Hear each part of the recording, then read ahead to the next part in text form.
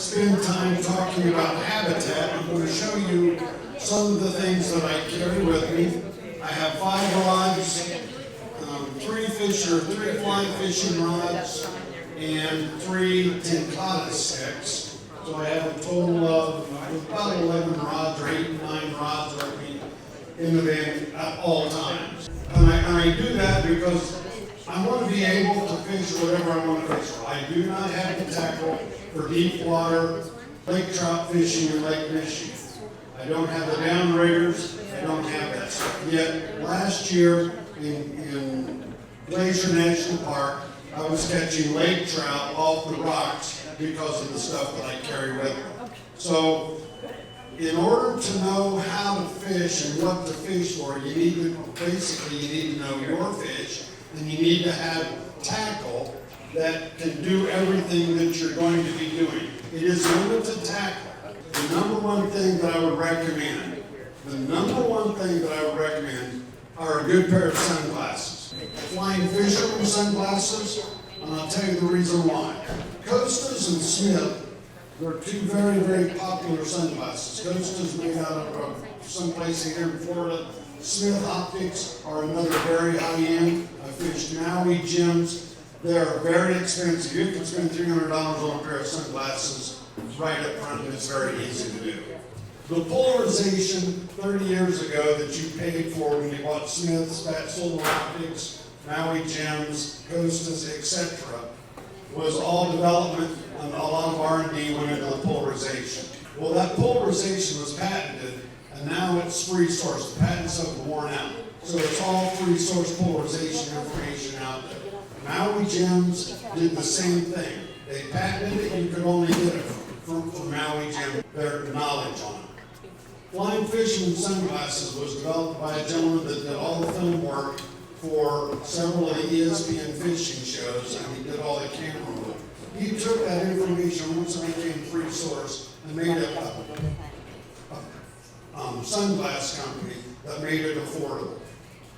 If I lay my Maui gems on the back of my truck and drive off, which I've done before, that's a $300 problem. If I lay these on the back of my truck and drive away, that's a $19 problem.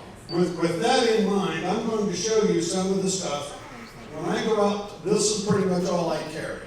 And I'm going to show you some of the stuff here. This is a travel rod. I'm going to pull it apart and show it to you.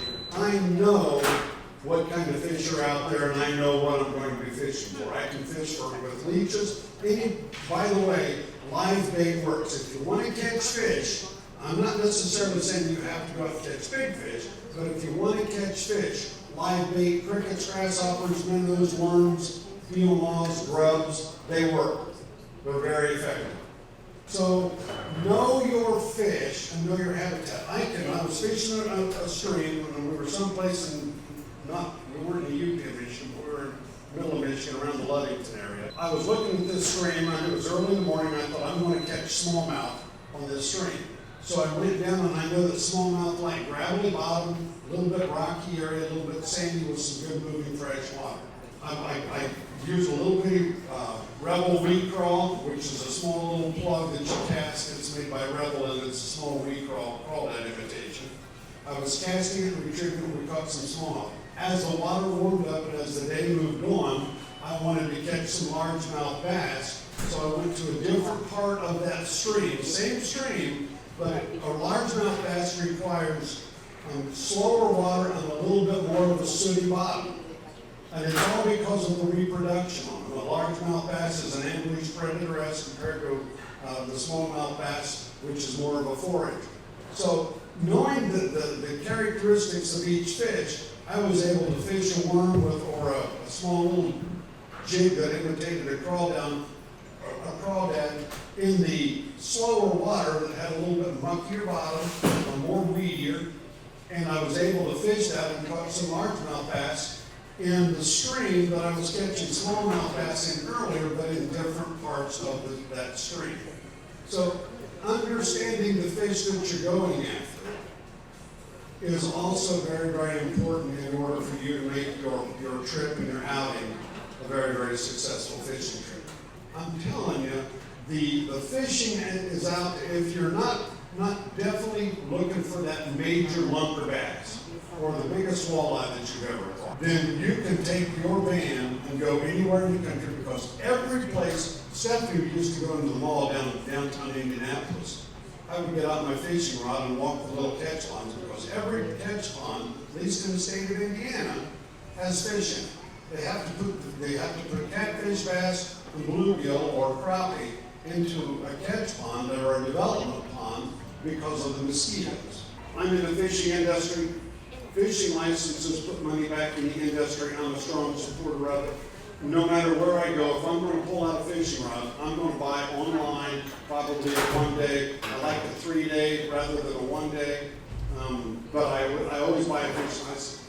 I cannot, Shane Wilson cannot get stuck with a ticket because of not buying a fishing license in my business. Somebody would find out about it. So I started Fishing's Future, which is based on families. That organization has grown from one chapter I started in 2007 to 67 chapters. At one time we had 72 chapters in 23 states. We have, most of our chapters are in Texas, Kansas. I think we have 17 chapters in Kansas, 19 or 21 chapters in Texas.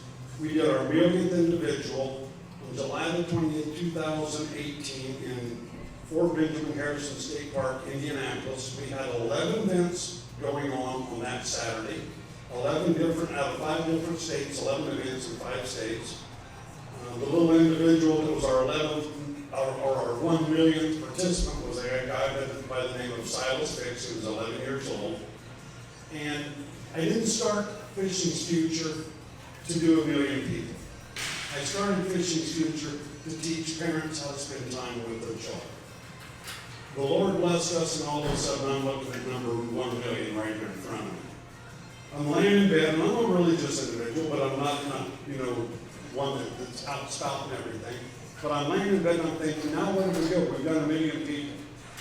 I thought we need to find another population to help. So I came up with the idea of helping the wounded veterans and the veterans, and also the people that are paraplegics, quadriplegics, and those that are confined to medical beds. It's just a blessing to be able to do, and I am blessed to be able to do it. You guys can do the same thing with your grandson, your niece, your aunt, your uncle. If your great-grandmother's still alive, go fishing with her. Because she's going to say, I can't. The name of my boat that I take people out on is called the I Can. When you lose your legs, you start saying things like, I can't. And it's like, well, cracky, you can. The motto of the I Can is, I can, I did, I will again. I'm going to teach you how to fish. And we're going to go fish again. I'm going to teach you how to go someplace else and fish on your own. Why? Because it gives such joy. It's hope. Think about it. Fishing is hope. One cast at a time.